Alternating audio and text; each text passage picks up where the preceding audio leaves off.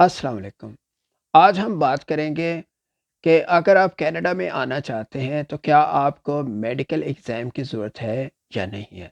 देखें, अगर आप कनाडा में इमिग्रेशन के तौर पे आना चाहते हैं या पेरेंट्स के लिए सुपर वीज़ा अप्लाई करना चाहते हैं या वर्क परमिट के लिए अप्लाई करना चाहते हैं तो आपको मेडिकल एग्ज़ाम करवाना पड़ता है। किसका? अपना। और आपके साथ जो भी लोग आएंगे सबका फिर मेडिकल एग्ज़ाम होगा।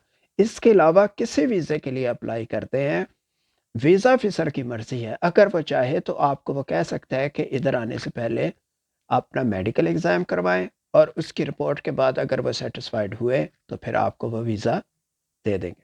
होता इस तरह है कि सबसे पहले तो आप अप्लाई करते हैं, एप्लीकेशन देते हैं। फॉर एग्ज़ाम्पल आपने इमिग्रेशन के लिए अप्लाई किया हुआ है या पेरेंट्स का सुपर वीज़ा अप्लाई किया हुआ है। तो आपकी एप्लीकेशन प्रोसेस जब शुरू होता है और एप्लीकेशन आपकी अप्रूव हो जाए, आपके तमाम इन्फॉर्मेशन से वीज़ा ऑफिसर सेटिस्फाई हो, उसके बाद वीज़ा ऑफिसर आपको इन्फॉर्म करेगा कि आपकी एप्लीकेशन अप्रूव हो गई है।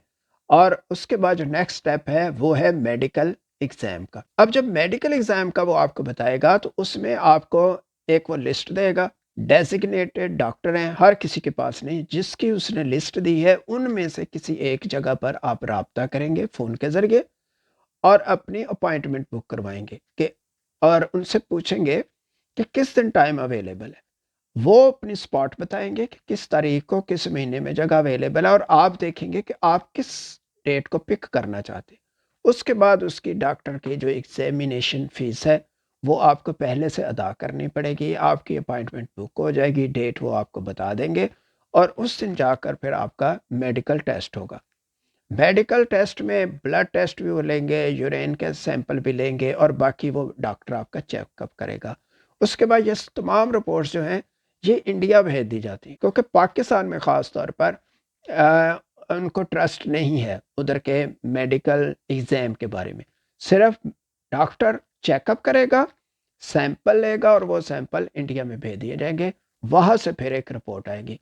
अगर वो रिपोर्ट ओके होगी तो उसके बाद वीज़ा ऑफिसर आपको फिर इंफॉर्मेशन देगा कि अपना पासपोर्ट भेज दें और वो आप पासपोर्ट भेज देंगे, वीज़ा स्टैंप होके आ जाएगा और उसके बाद आपके पास टाइम होगा कि आप टिकट बाई करें और उसके बाद आप अपनी प्लानिंग के मुताबिक आप कनाडा रवाना हो जाए। आज की वीडियो में मैं आपको यह बताना चाहता हूँ जो कि बहुत इंपॉर्टेंट है। अक्सर ऐसे हुआ है कि जब केस अप्रूव हो जाता है और मेडिकल की लिस्ट आ जाती है कि अपना मेडिकल एग्ज़ाम करवाएं, तो ज़ाहिर है ये खुशी की बात है कि एप्लीकेशन आपकी एक्सेप्ट हो गई है। अब मेडिकल एग्ज़ाम के बाद अब आपने कनाडा जाना है इंशाल्लाह। मगर ये होता है कि जब मेडिकल एग्ज़ाम हो जाता है और रिपोर्ट्स आती हैं तो रिपोर्ट्स में पता चलता है कि बॉडी में कोई प्रॉब्लम है।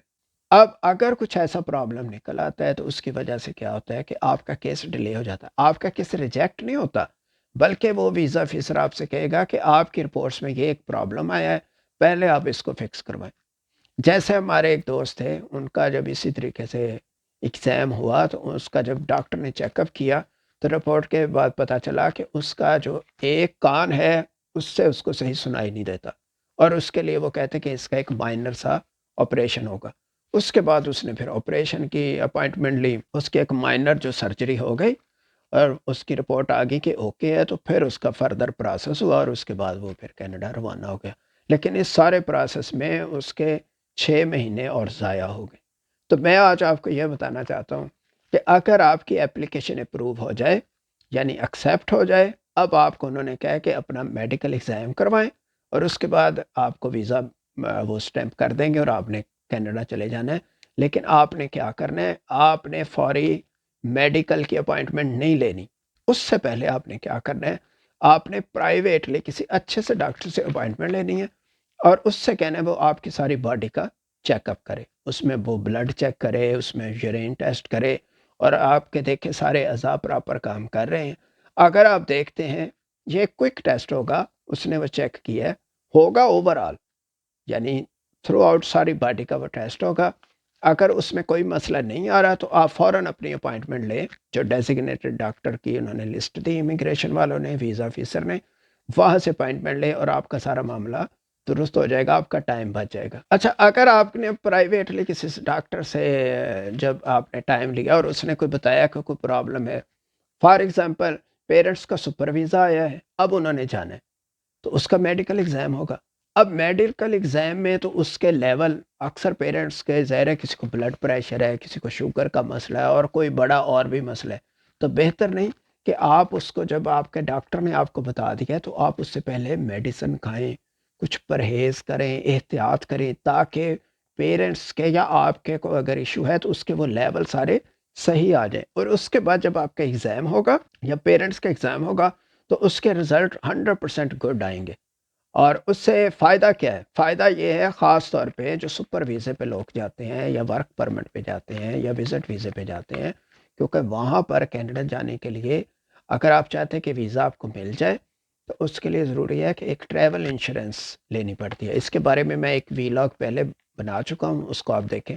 تو ٹریول انشورنس لینے کے بعد جب کوئی آدمی ادھر آ جاتا ہے اور اس کے کینیڈا آنے کے بعد اگر اس کو کوئی پرابلم ہو جاتا ہے، ایون کسی کو ہارٹ اٹیک ہو جاتا ہے یا کوئی بڑا پرابلم اس کو ہو جاتا ہے ادھر آنے کے بعد، تو وہ انشورنس سارے پیسے ادا کرے گی، کیونکہ کینیڈا میں میڈیکیشن بہت مہنگی ہے۔ میڈیسن، ہاسپٹل کے جو ان کا آپریشن ہے، جو ان کا چیک اپ ہے، یہ کافی مہنگا ہے۔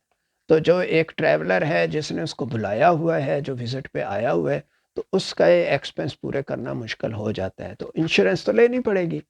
تو اگر اس کے لیول پہلے صحیح ہوں گے، ادھر آنے کے بعد ایشو ہو جائے گا، ویسے تو احتیاط کریں، لیکن اگر خدا نخواستہ کوئی ایسا مسئلہ ہو جاتا ہے تو وہ ساری چیزیں کور ہو جائیں گی۔ تو امید ہے آپ کو یہ انفارمیشن پسند آئی ہوگی کہ آنے سے پہلے آپ نے کیا کرنا ہے، میڈیکل ایگزام کروانا ہے، پھر آپ نے وہ جو ڈیزگنیٹڈ آفیسر ہیں، میڈیکل ڈاکٹر ہیں، ان کے پاس جا کے ایگزام کروانا ہے تاکہ آپ کی رپورٹ صحیح ہے۔ بظاہر آپ کا اس میں بھی ہفتہ زیادہ لگ جائے، لیکن آپ فریلی اور کانفیڈنس کے ساتھ ادھر پھر آ سکتے ہیں۔ اگر کوئی کویسچن ہو تو کمنٹ سیکشن میں کریں، اور اس ویڈیو کو بھی آپ اپنے دوستوں میں شیئر کریں۔ شکریہ۔